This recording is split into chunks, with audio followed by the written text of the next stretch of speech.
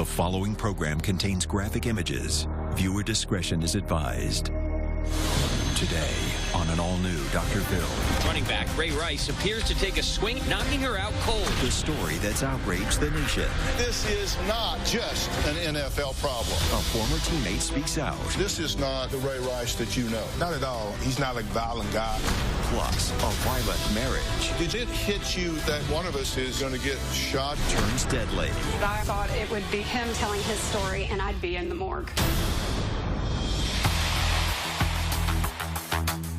Football star Ray Rice and his wife Janae are at the center of a domestic violence firestorm that has outraged the nation.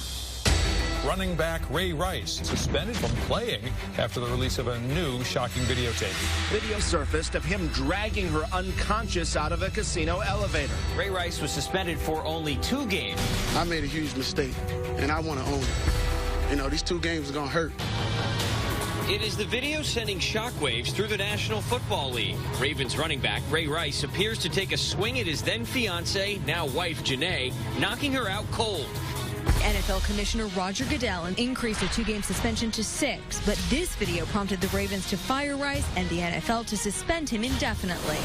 Rice got no jail time. His wife even apologized. I do deeply regret the role that I played in the incident that night. And Rice's lawyer seemed partly to blame her. Ray wasn't the first person that hit, and Ray was getting repeatedly hit, but just Ray hit harder, fired one back and hit harder. Today, wife Janae Rice lashed out on Instagram to make us relive a moment in our lives that we regret every day is a horrible thing. Just know we will continue to grow and show the world what true love is. Aside from losing his salary, Rice is also losing endorsements. Today, Nike severed business ties with Ray Rice. Well, I have a truth for Commissioner Goodell and the NFL. People are so upset because when it comes to domestic violence, there are no sidelines, only sides. You either clearly are intolerant or you put profits and on-field performance ahead of human dignity. This is definitely a teachable moment in America. Millions of people, men, women, and very importantly, children, are watching how this drama unfolds. Every player, coach, and owner has a chance to make a bold statement that says, we have a moral compass, and violence against women is a deal breaker and will not be tolerated, period. It is time to be worthy of the adulation you are afforded. There are no sidelines, only sides. Pick the right side in a clear way and put action behind words and policy. There has been all of this controversy about when the NFL saw the tape. You know what? Wrong question. It doesn't make a damn bit of difference when it was seen. Tape or no tape, the NFL knew what happened. They should not need to see it on tape to know it constitutes a serious moral and criminal transgression. Stop deflecting and own the failure to act appropriately. And by the way, if you wanted the tape, you could have gotten it from Mr. Rice, because you can bet that he and his lawyer had a copy. You need to send a message that you are serious about domestic violence being unacceptable. So far, that message has not been sent. Case in point, just this past Sunday, 2 NFL players were set to take the field with domestic violence issues hanging over their heads. Another NFL player is facing domestic violence charges. Ray McDonald, defensive end for the San Francisco 49ers, was arrested at his home overnight. His fiancée, who's pregnant, showed police bruising on her neck and arms. A Panthers player was arrested on charges that he assaulted his girlfriend. Nicole Holder said Hardy dragged her by her hair, threw her on a futon where guns were sitting, choked her, and threatened to kill her. In July, a judge found him guilty of assaulting his girlfriend, but team has not disciplined Hardy. A stunning last-minute decision for the Panthers. Greg Hardy benched just 2 hours before today's game.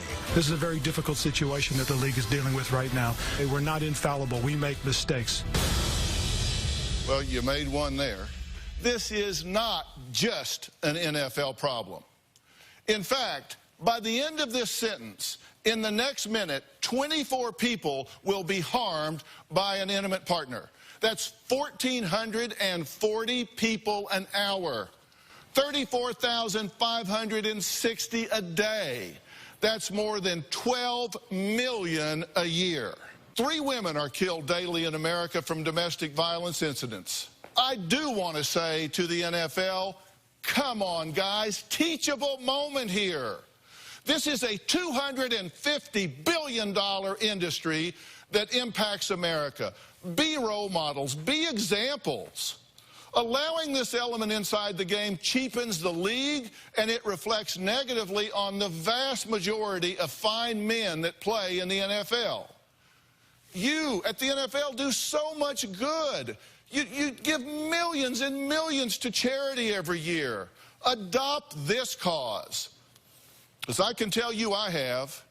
When I started Dr. Phil's show, I said we would shine a bright light on the silent epidemics in America.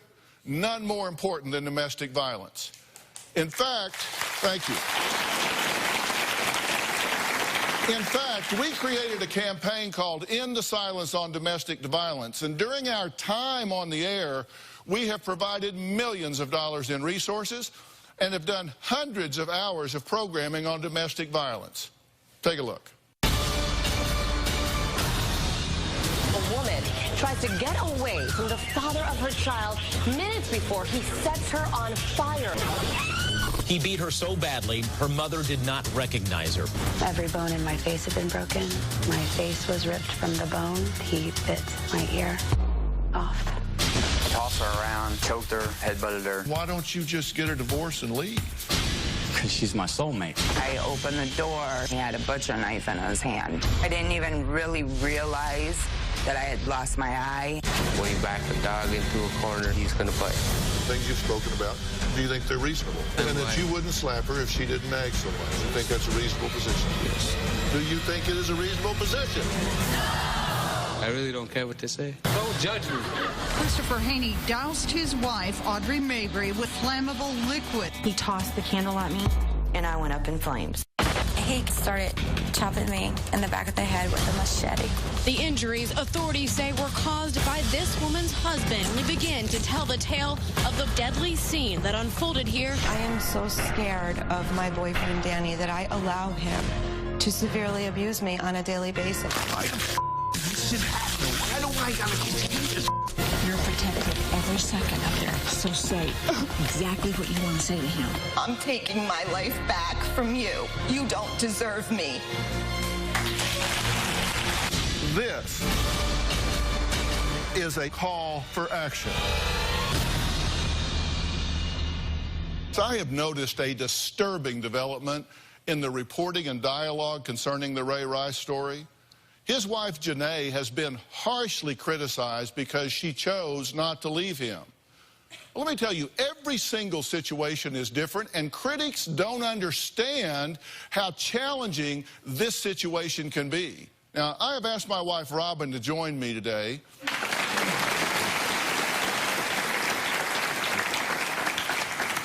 Robin is so devoted to this cause. Last year, she created a foundation named after her mother called When Georgia Smiled, which is totally devoted to the education and prevention of domestic violence and the support of victims. So, what jumps out to you about this situation from a female perspective? In that tape, one of the huge things to me is bystander responsibility. I saw on that tape, sadly, at the end, when Janae is sitting there in desperate need of help, so many men just stared at her. And I think that's very important for everyone to know, that when you just stand and watch someone being abused, you're really just as guilty as the one doing the abusing. And it was finally a woman that walked up and helped her. Well, that is disturbing. You were the first one when all of this was coming out about Janae and people tearing her up for some of the things that she had said. The truth is, leaving's just not that easy. It is not that easy, and I do feel sorry that she's going through all of this this criticism, because victims of domestic violence are often isolated. They're cut off from their support systems and their resources, and people have to remember that. Victims of domestic violence often have their self-esteem and their self-worth undermined. They are often threatened with their own life if they try to leave. They are threatened with harm to their children and to their other family members if they try to leave. You adopt shelters. You donate money to shelters where women can go. You donate money so they have legal representation for restraining orders and things like that, which is great work. And you say that it's also extremely dangerous during this time when they're actually making the separation. That is the most dangerous time. In fact, it is called separation assault. So 70% of women's injuries in domestic violence situations occur after they leave their abuser. See, the abuser panics and tries to assert that control and goes after them even more. Isolation is their #1 tool. And when their victim is able to break away, that makes them even more aggressive. 50% of women murdered in domestic violence situations are killed after they leave. There is a right way and a wrong way to separate from an abuser, and there is help out there and support for you and to show you how to do it safely. Safety is the #1 most important thing to remember. Okay. Safety. The first project that the When Georgia Smiled Foundation undertook was to create something called the Aspire Initiative. And the Aspire Initiative is an educational program to teach people about domestic violence, what it is, how to recognize it, red flags, how to leave. This is a program that's being used now where? In schools? Schools, churches, any organization can use it, in homes, with your family, by yourself. And it, you know, a lot of studies have shown that a lot of people don't even know that they're in an abusive relationship. And so this program was designed for young children, young adults, and even grown women like myself. Just anyone can use it in the privacy of your own home or with a large group. You can just enter the Aspire Initiative program on whengeorgiasmiled.org or drphil.com, anywhere that we have it. Yes.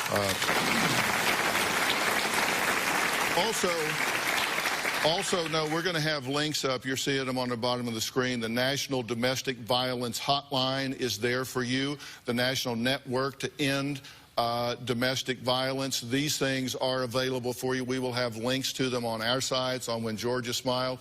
All right, up next, he played alongside Ray Rice on the Ravens. His own sister died at the hands of an abusive ex-boyfriend. Now, what one former NFL player says Ray has confided in him since the scandal broke. This is not the Ray Rice that you know. Not at all. When I actually seen the video, I was very lost for words because being in that locker room with Ray for 2 years, you don't see that.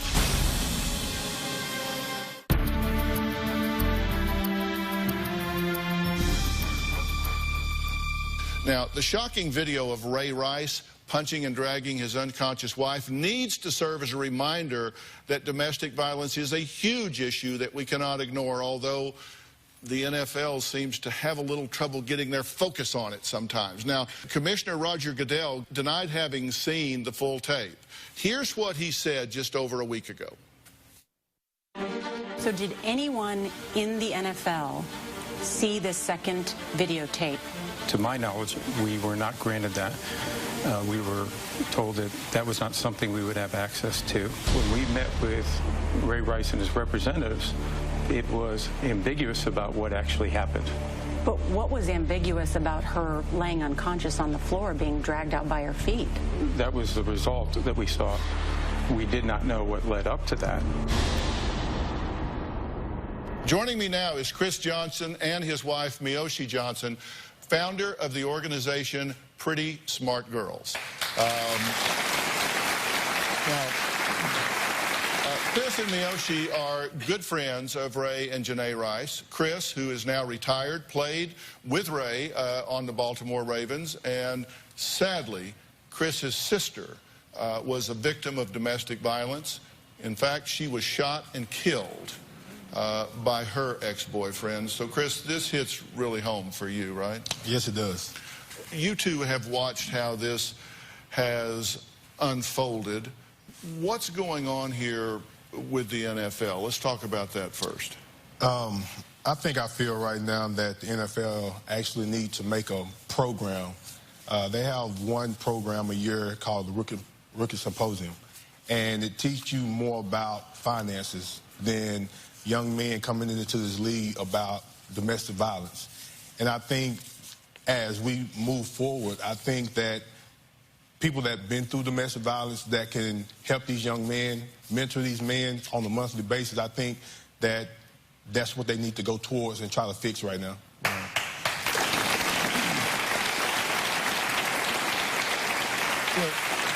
Well, you were surprised when you saw this because this is not the Ray Rice that you know. Not at all. When I actually seen the video, I was very lost for words because being in that locker room with Ray for 2 years, you don't see that. He's not a violent guy. Janae is not a violent woman. I think in that instance it was alcohol involved and some tempers flared, and he made a terrible mistake that the nation right now is trying to put his face on domestic violence. And it's not a domestic violence against Ray. It's a nationwide issue, not a NFL or a Ray Rice issue right now. Right. Miyoshi, you've talked to Janae since all of this happened and since all of this broke. What does she have to say about this? Going through these 7 months with her, as any friend would, it's been hardening. It's been times where we've had to have hard conversations and cry together and pray together. But I do know that they've been going to counseling and therapy to move past this. And you and Robin were talking earlier that you think that she is being vilified in the media unfairly, correct? What I said was, in a time when you're suffering from domestic violence, that's the time when you need support. You need your family, you need your friends, you need your co-workers, anyone, especially the public, to come around you and gather and support you. And I feel like she's not getting that. I feel like she's getting nothing but criticism and being just really torn down for this, and I feel like this is the time when we all need to support her. She is a victim. And I just think that this whole media frenzy puts so much emphasis on exploiting Janae as the victim that we miss the whole teaching point of domestic violence is a terrible epidemic. We need some help. We need some answers. And you said one of the things Janae is concerned about is she does not want to be classified as a stupid person who stayed. Right. She's crazy, she's stupid, she's a battered woman. You know, we've heard it all. And none of that pertains to any of the women who are victims. They can be survivors, they can overcome this, but what is in place to help them to get to that point? Because ridicule and criticism doesn't help anything. You have also lost a family member to domestic violence. You had a cousin that was murdered, correct? Yes, after she left. After she left, after the divorce, after the separation. And your loss was after she left, correct? Yes, it was. They actually were splitting, and you know, when I heard that percentage, 70%, it hit home because at that time she was wanting to leave, and for someone to take another person's life because you don't want to be with them, I can't understand how men do that. I really don't. And wasn't that the first time he abused her, was when he killed her? That was the first time. Verbal, it was a lot, and I seen that. But as a brother, to see that and then being away where I couldn't do anything, that's why people need to understand how serious the domestic violence is, how it can turn a person, not that one person, but the whole family, upside down in seconds. Why Chris says he forgives the man who killed his sister. Next. He shot her, and I couldn't do anything. And I felt like I failed my mom because I wasn't there at the time our family needed me. As much as I wanted to hurt this guy, I had to pray for him. My question for Janae Rice is, why do you feel like your value is low enough that you would stay with a person who abuses you? I believe that Janae stayed with Ray Rice because, one, she probably does love him. Two, she felt that she had a lot invested in that relationship. Three, they had a child together. And four, she probably wanted the lifestyle of being an NFL player's wife. It's really the perfect case of being a victim. You know, when the media started to criticize Janae, a lot of people reacted, and Beverly Gooden heard about the Ray Rice story and was furious that people were criticizing Janae for not leaving. She created a hashtag Why I Stayed, which got an incredible response. And Beverly is with us today, so welcome Beverly Gooden to the show. Now, why did you create this hashtag Why I Stayed? Well, I was in a domestic violence marriage, and when the video came out, the response was overwhelmingly on Janae. It was, why did she not leave him? Why did she stay? She's stupid. I would never stay with someone who hit me like that. All of that. The focus was on her and her actions as opposed to him and his actions. And so as someone who survived domestic violence, my first reaction was anger. I wanted to defend, you know, all survivors of domestic violence. I wanted to show that there are a multitude of reasons why we stay. You know, there are varied reasons why we stay. I stayed because I loved my husband. You know, I stayed because he controlled the finances. I had many reasons. And so I just, you know, without thinking, just put out a statement about why I stayed and tagged it Why I Stayed. And then all of a sudden, women and men from all over the place started to respond to the hashtag and say why they stayed. How long did it take you to successfully get away? It took about, the violence started in November of 2008. I didn't leave until December of 2010. So it was that whole time.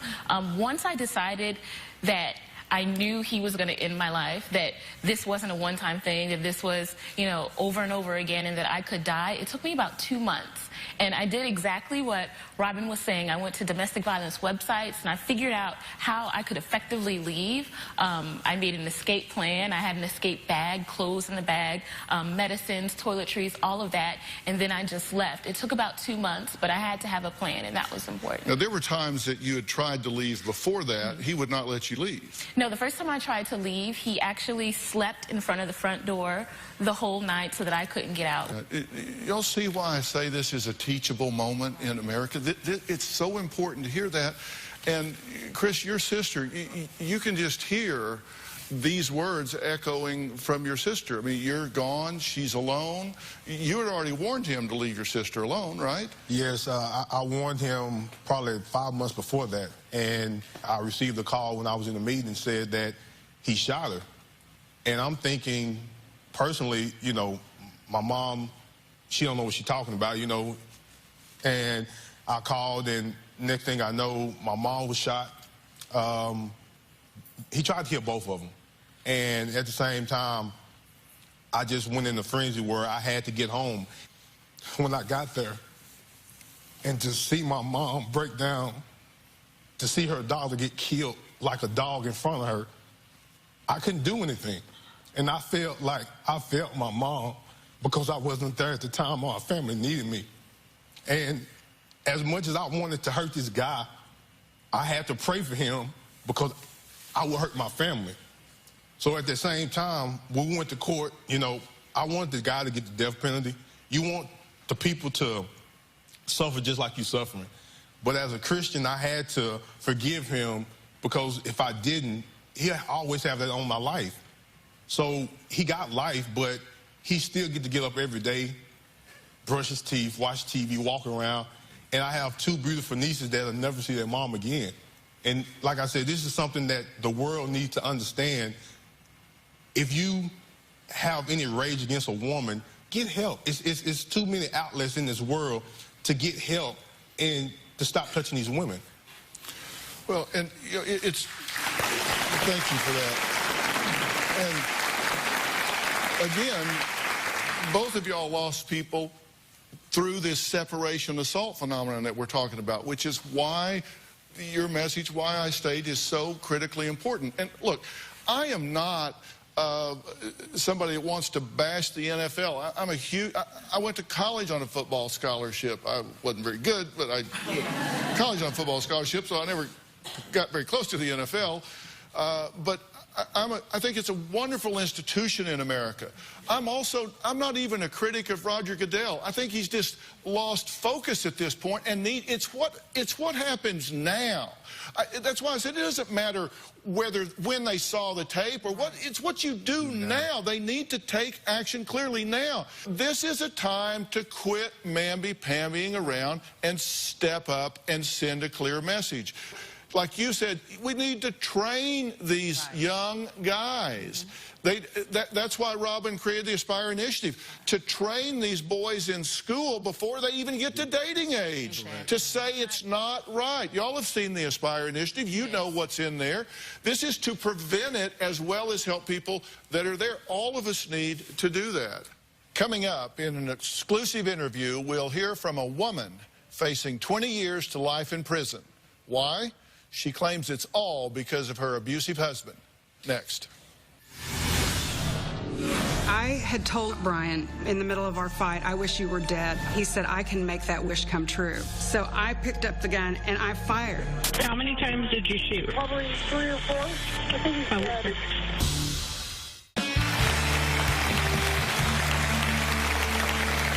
My next guest has never given an interview before today. On the surface, she looks like a fun-loving Texan. But the reason she made news might surprise you. This is where the shooting happened, in the home where Trishelle and Brian live. At 10:30 Monday night, Burnett County investigators say she called 911 and told the dispatcher she shot Brian. He started yelling at me, started coming at me, and I started shooting. I think he's dead. How many times did you shoot? Probably 3 or 4. Trishelle says she was trying to give him CPR. Oh, God. Okay, does he have blood coming out of his mouth? There's blood out of his mouth. Okay. Online public records show Brian has been arrested for domestic violence, and this booking photo is from a drunk driving arrest in Burnett County last year. Trishelle typed 5 hours before the shooting. I really hate him. Have someone dig a hole, and I'll do the rest. He's dying. I think he's dead. They killed my husband. Trishelle says she never meant to kill her husband. She just meant to graze him on the leg like she's seen on crime TV shows. I wish I had never shot and killed my husband. On July 1st, I told him, I wish you were dead. He said, I can make that wish come true. He picked up the gun and brought it into the bathroom and set it down next to me. They said, if you're such a big shot, do it. Kill me. I was afraid, like I had been many, many times in the past, that these fights are going to eventually escalate to the point where I get killed. So I picked up the gun and I emptied the whole thing into my closet door. He said, I can shoot you now and say it's self-defense and never spend a day in jail. So he starts loading the gun again, and he said, I have a full magazine. If you can get it, I dare you to try. So I tried to get past him to leave. He goes, run, chicken, run. And so I stopped at that point, and I was like, you know what? I would rather die and let him go to jail for this. And so I just started coming towards him, and I was like, kill me then. Just kill me. And he stumbled. We wrestled over the gun, and I got the gun. So he stood back up and said, that's the gun you shot. I'll go get mine. And he got up to go get his gun. So I picked up the gun, and I fired.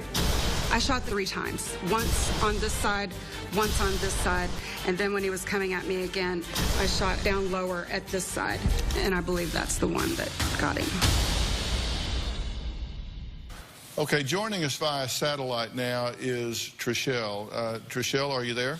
I'm here. Okay.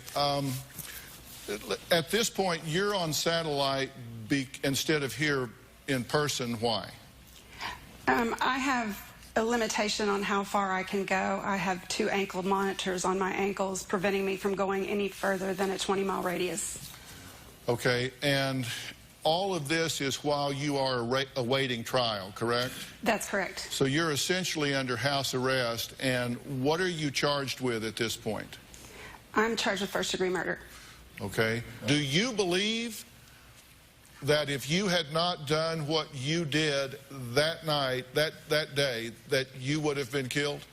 I know for a fact I would have been. He was going for his gun to shoot me. He had started bringing guns out during the argument. He would get a gun and lay it out. Yes, towards the end, he started getting guns out and laying them around, and everybody would warn me and say, you know, this is going to end badly, Trishelle. You need to get out. You need to leave. And I just always thought it was talk, you know, and I loved him. I didn't want to believe that he would actually hurt me. Why did you stay? I loved him. He was my whole life. We ran a business together. He was my best friend. When he was in a good mood and happy, he was smiling and, you know, laughing, and he'd make everybody around him happy and laugh. He was generous, you know. He was an all-around good guy, but when he carried a lot of stress, and he didn't know how to handle that stress very well. And at the end of the day, anything could set him off, and I was the target. When it hit you that day, Trishelle, that this is it, one of us is going to get shot here. Did you ever think it would actually get to that point? I did, but I always thought it would be him sitting telling his story, and I'd be in the morgue. All right, up next, why Trishelle says she's not like other criminals. We'll be right back.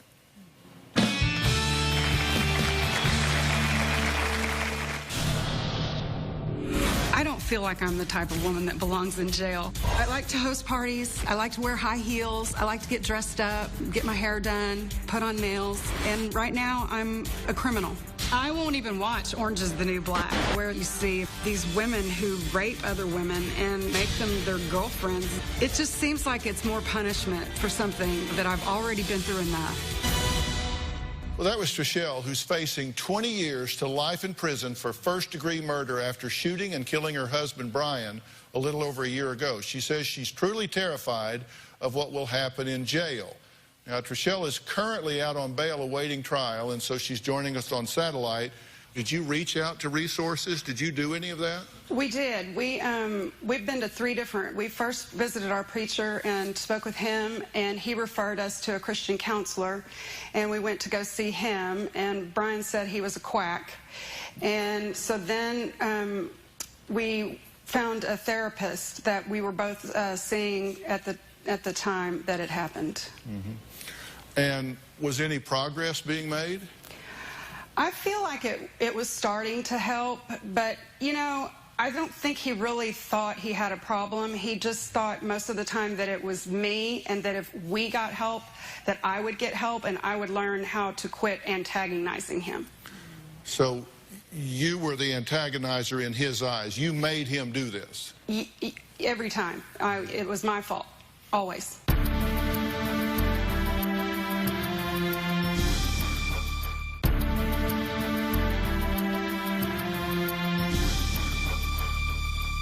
Well, Trishelle says that while she regrets shooting her husband, obviously and clearly, she doesn't regret the way that he used to treat her. Brian stood about 6'4½", and he weighed 300 pounds. So when he got mad, he was like a bulldozer coming at me. He would pull my hair, bang my head into the ground repeatedly, choke me against the wall. There were several times that Brian gave me black eyes. One time we got into a fight on the way home from his brother's house. He reached over and slammed my head into the glove box. I reached over and pulled the steering wheel. He jumped out of the truck and tried to pull me out, but I locked the doors and called 911. He kept begging me, please let me in. So I opened up the door, and he jerked me out of the truck and started kicking me and beating me up on the side of the road. Usually the next day, he would apologize and tell me that I drove him to the point of hitting me because I knew that he couldn't control his temper. According to Brian, it was always my fault. Did you ever consider running? Many times. And then he would start calling, you know, I'm sorry, you know, please come back. I'm going to get help. We're going to get better. We'll get through this. Yeah, so you got talked back in. Oh, definitely. But I loved him. I wanted to go back. I wanted to believe that he would get help and things were going to someday be better. It isn't always just physical, and it can go from verbal to deadly like that. Right. And that's what happened with your sister, Chris. She had not been hit before, but she had gone through a lot of verbal abuse. A lot of verbal abuse, emotional abuse, and he never touched her until that day he shot her 5 times.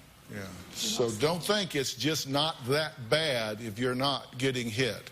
All right, we got to take a break. Next, Robin has an exciting announcement you won't want to miss. And what Trishelle wants to tell other women who are being abused. We'll be right back.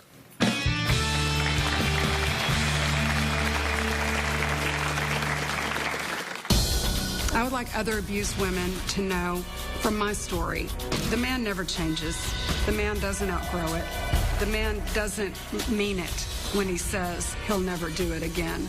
He's going to do it again and again and again. You either have to get out or end up like me, or worse, end up dead. Stories like we've seen in the news lately are exactly why Robin started her foundation When Georgia Smiled last year.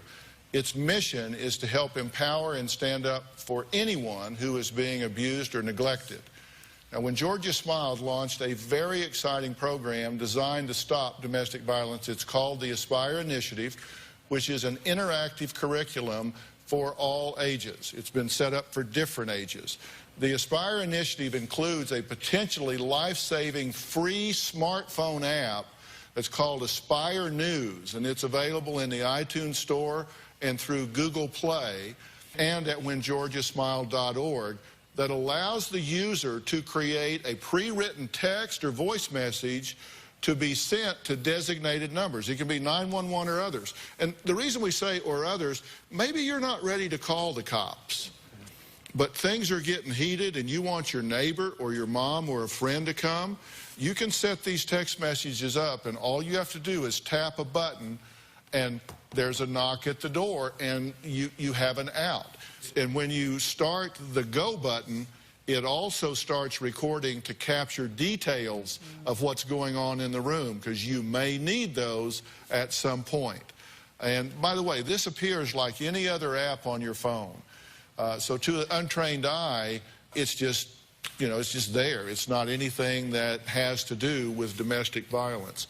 And interestingly, the app was recognized on Capitol Hill by the National Health Collaborative on Violence and Abuse as one of 2 apps in 2014 most beneficial to fight to end domestic violence. Robin also has a very exciting announcement. That's right, Philip. From September 8th through October 15th, college students across the U.S. can enter the hashtag #IAspire and enter to win a grant up to $5,000 to help further their efforts to raise awareness about sexual violence and relationship abuse on college campuses. And students can enter the challenge by going to studentsoftheworld.org/IAspire. Or you can also go to whengeorgiasmiled.org and drphil.com. And what we want you to do is create a video telling us your story, including what you would do with the grant if you won. And the biggest challenge your campus is facing regarding sexual violence and relationship abuse. And I'm proud to say When Georgia Smiled has partnered with Participant Media, TakePart.com, Pivot TV, and Students of the World to create awareness about these important issues. I'm so proud of that. I want to thank all of my guests today. A special thanks to Chris Johnson and his wife, Miyoshi. And a really special thank you to Beverly Gooden, who did #WhyIStay. Great job. And a very special thank you to all of you at home who purchased my Avery Lasting Love lip gloss. 100% of the net proceeds from those sales go directly to helping women and children and are responsible for grants like these. All right. If you at home want your own version of the Aspire initiative, you can go to whengeorgiasmiled.org and you can enter the program right there, or you can do it at drphil.com. Remember, it's all free. Use it in your classrooms. Tell everybody about it. You can also go to iTunes or the Android App Store to download the free Aspire News app for your smartphone, which is a breakthrough in technology that could just save your life the moment that the abuse is occurring. Thank you so much for being here, everyone. So long. Yes, thanks, man. Thank you so much. What a great job.